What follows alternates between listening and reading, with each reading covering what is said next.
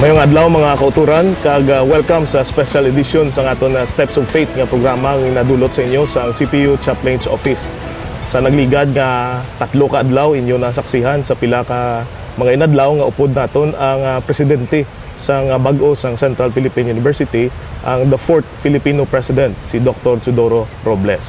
Sa sini nga adlaw ang aton nga topiko magasentro man sa gihapon sa iya, pero sa lain naman nga parte sa iya kabuhi magasentro ini sa pagtuo niya sa iya espiritualidad kag sa plano niya sa Central Philippine University nanungod sa faith component sa Scientia et Fides. Sir, mayong adlaw gid sa imo. Good day to you. To my fellow alumni, greetings from Central Philippine University. It is an honor and pleasure to be with you today. Kamusta sir nga 3 na ka adlaw nga sige-sige nga pag-interview sa imo no do makapoy man? Well, it's been an interesting interview, and I'm glad that it would help the alumni to understand where I came from and what I would like to do at this university. Okay, salamat gid. Sir, ako na dumduman nga sang pag-abot mo gid diri November yadto kag signing ceremony, naghambal ka nga ang imo pagka-read diri sa CPU isa ka mission kag hindi isa ka job. Isa ini ka vocation, isa ka calling. Pwede mo sir ma-explain sa amon kag agud masagam sa man pag ginamon kung ano ang buot silingon nimo sina? I came here at an age where some people would have retired. So I was not looking for a job. I was looking for something, and that important thing is to serve the university. So the mission here is really how best I can serve the university. Okay, so ang ina sir nga pagtulok nimo sa mission sa pag-alagad sa service halin nibla sa imo nga pagtuo sa imo nga spiritualidad?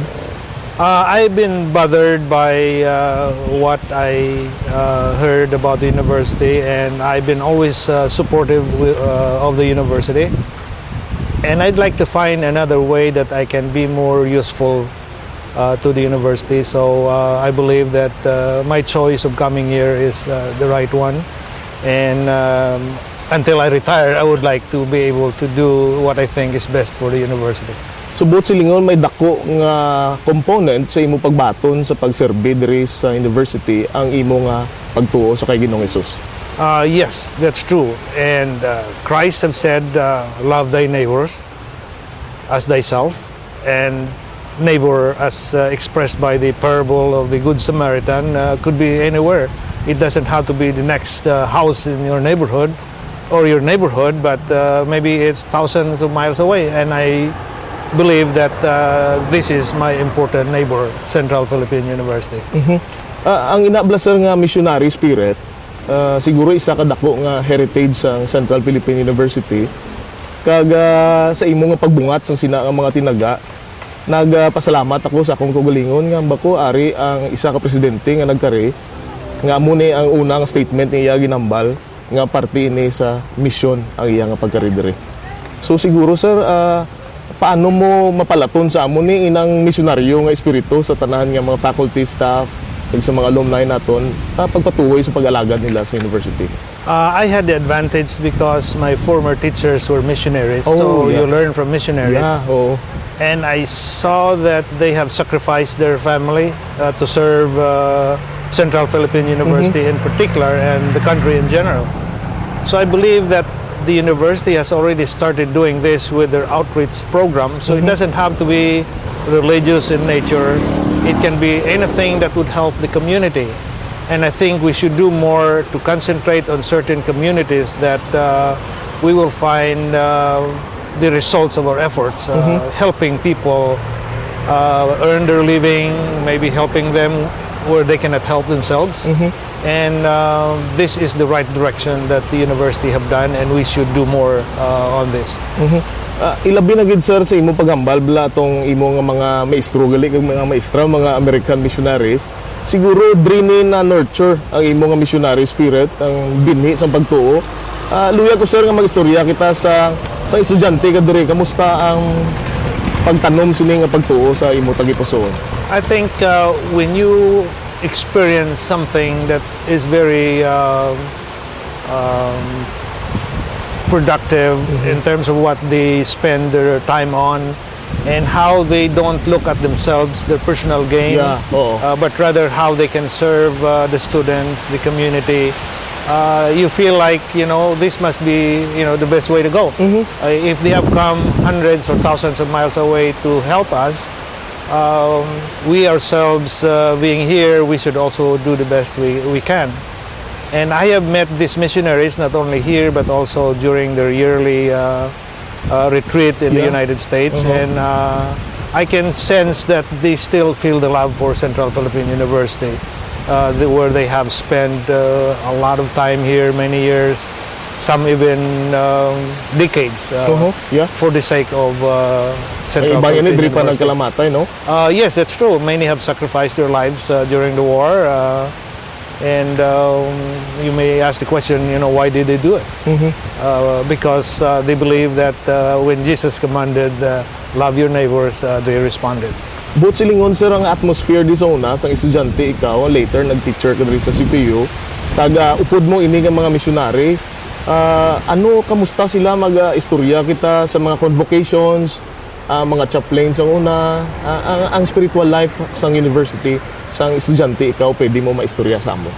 I think it is more on how they live their life and how they spend their time, not necessarily listening to them in convocations, but I am more in tune to what they do in everyday life. They walk the talk. Yeah. If you preach and you don't do what you preach, then you're not effective. For example, one of these missionaries, Dr. Knox, he not only taught in college, but also when a company or a church or family needs assistance, he would be there to help in any way he can. He had also done this in other countries. So you can see that their missionary spirit is not just one-time deal, like I'm going to be a missionary only for these 10 So years. it's but for life, a it's calling for life. Yeah. They respond when there's a need. In fact, some of them will go back to where they started their missionary work, or even go to other countries because they are being called and there is a need for their expertise. So kadako kali sir sang impact sa mga missionaries sa campus ang una, bangod sila nagsurvey faculty and staff, kag gintanom ni nila sa aton nga mga estudyante amo na gani nga subong ginaani mo man ina. Interesado ko sir kay ti young people ikaw sa simbahan sa una, diri nga nagtubo sa CPU dito sa Leon, kag I read nga ang imo nga tatay pastor, kag ikaw isa ka pastor's kid. Kamusta ang kabuhi sir sang sina nga gaini nga klase yung pamilya? Actually, my father was one of the first Filipino graduate of Berkeley Baptist Divinity School. Oo. When he came back to the Philippines, he really wanted to teach at CPU. But at that time, we didn't have really many theology students. Yeah. So he decided that teaching was his calling. Yeah. So he went to public schools. So although he was a minister by training, he became a public school teacher and eventually a principal of a school, which was good because the values that he gained from studying to become a minister really sink in him, and he used that the way he lived his life and the way his relationship with students and faculty was at that time. And that's where we learn our values from him. So we were active in church. There were only 4 or 5 core families in the church. On my parents' side, everybody were Catholic.